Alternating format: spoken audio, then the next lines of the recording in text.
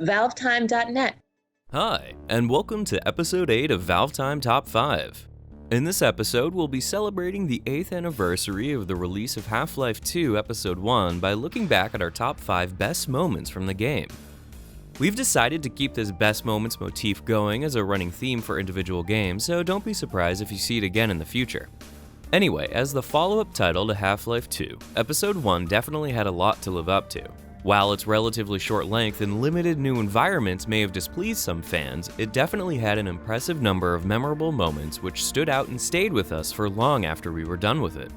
As you would expect, this episode will feature some rather substantial spoilers for Half-Life 2 Episode 1, so be sure to switch off now if you've yet to play it. Just come back once you're done.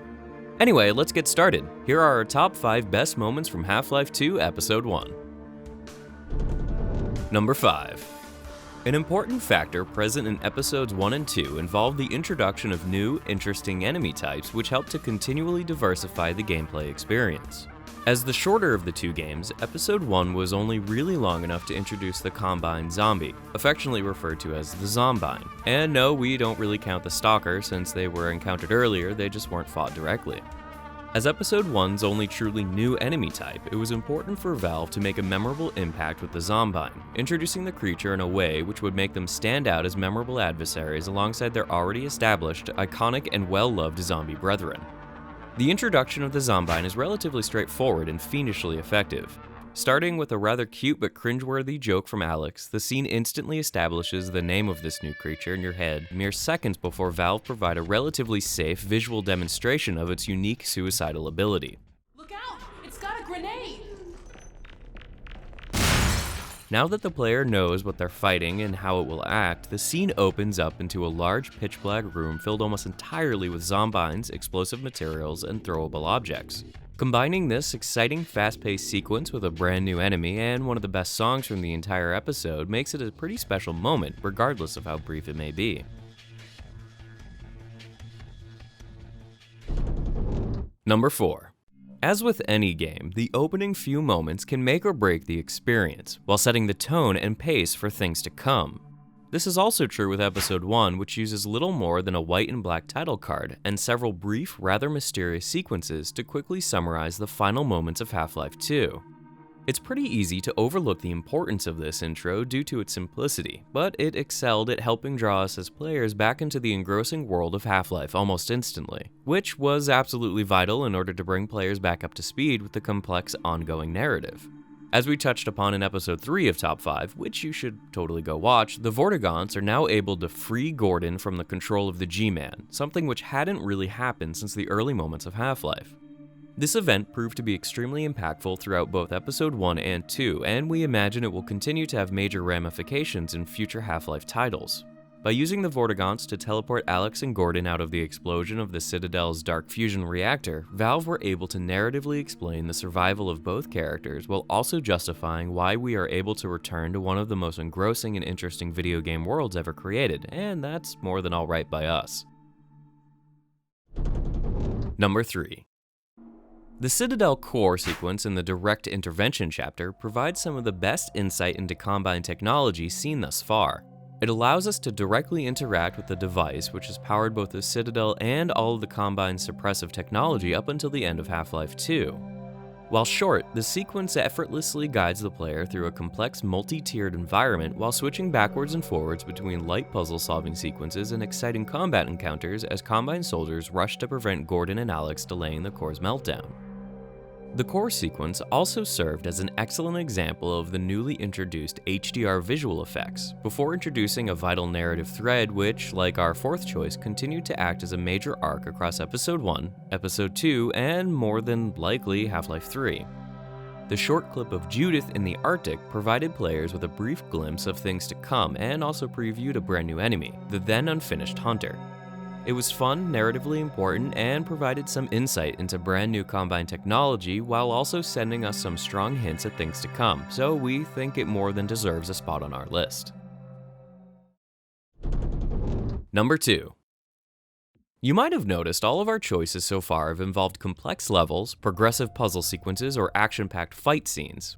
Well, that trend doesn't really fit our next choice, as the second best moment from episode 1 isn't memorable because of how fun, innovative, or exciting it is, as the arrival on the surface is significant for totally different reasons. After being enclosed in the Citadel and the City 17 underground for the whole game up until this point, this moment acts as the first real moment in which Alex, Gordon, and the player get to experience just how bad the war has gotten since the end of Half-Life 2. The large open vista immediately provides some real perspective on the situation, as the entire inner city of City 17 has seemingly been destroyed, with the collapsed ruins of buildings stretching out all the way to the burning Citadel in the far horizon. While the vista itself is interesting enough to support the scene, Dr. Kleiner is helpfully on hand to ensure the moment is all the more memorable. From this point onwards, Kleiner's looping speech provides interested fans the perfect opportunity to learn more about the Combined Rule, the now destroyed suppression field, the ongoing war, and the dire situation the remaining citizens find themselves in while trapped in the city. The scene is short and fleeting, but its appearance is so impactful and epic in scope that it effortlessly makes its way up to number 2 on our list. Number 1. For this episode, the choice for our number 1 best moment was never really up for discussion amongst our writing staff, mainly because it, more or less, inspired the creation of this episode. We couldn't really think of anything more memorable and fitting than the final of episode 1, which opens with Barney and the other citizens successfully evacuating City 17 by train before Gordon and Alex are ambushed by a lone Strider. The Strider, which arrives alongside a few disposable Combine soldiers, manages to damage a gate control, locking Gordon away from his escape train, forcing the player to take a rather extensive detour. Leaping over containers, rickety factory equipment, and train platforms to reach a rocket launcher cache on the other side of the station, with the Strider blasting everything in sight in a desperate attempt to stop Gordon, is by far one of the most exhilarating and action-packed sequences in the entire series. Extra attention should be paid to how Valve cleverly managed to set up the boss fight by limiting the player's exposure to Striders following their overabundance during the Street War in Half-Life 2.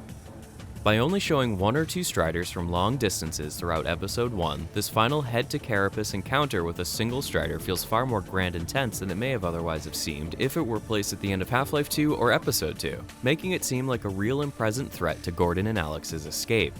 As with the Zombine sequence, music plays an important role in making us love a scene, as our favorite song from the soundtrack, known as Penultimatum, perfectly sells the pace and sense of urgency required for the sequence, something we continue to experience even when we aren't playing the game.